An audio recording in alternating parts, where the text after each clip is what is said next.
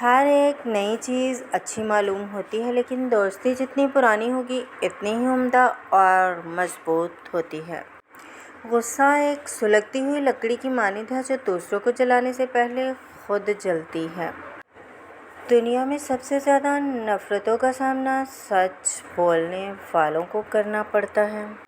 عورتوں کے لیے یہ بات غیر فطری ہے کہ وہ بہادر ہوں یا کسی مسئلے پر دلائل کے ساتھ بحث کر سکیں۔ کوئی بھی شخصیت اس وقت تک عظیم نہیں بنتی جب تک کہ اس میں پاگل پن کا خمیر نہ ہو۔ نکاح میں تاخیر زنا کا سبب بنتا ہے اور اس کا عذاب والدین پر ہوتا ہے۔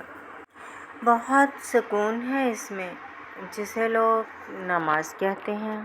خوشی کا راز وہ نہیں جو تم دیکھتے ہو۔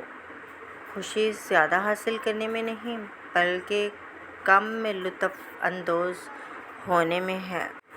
جو کچھ کرنا ہے آج جوش سے کرو، کون جانے کل موت آئے گی۔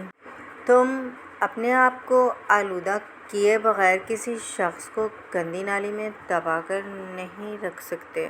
غصہ ہمیشہ بے وقوفی سے شروع اور شرمندگی پر ختم ہوتا ہے۔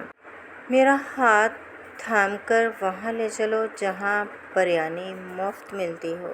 کون کہتا ہے کہ لڑکے نہیں سوچتے؟ بس ایک دفعہ لڑکی مسکرا کر دیکھ لے، شادی کے کارڈ سے لے کر بچوں کے نام تک سوچ لیتے ہیں۔ اتنے لوگ گرمی سے مر رہے ہیں، کیا تم مجھ پر نہیں مر سکتی؟ خوب جمے گی جب مل بیٹھیں گے 3 لوگ، تم، میں اور مولوی صاحب۔ اگر اللہ تعالیٰ آپ کو اپنا تعلق دے دے اور پیسہ نہ دے تو آپ کیا پسند کریں گے؟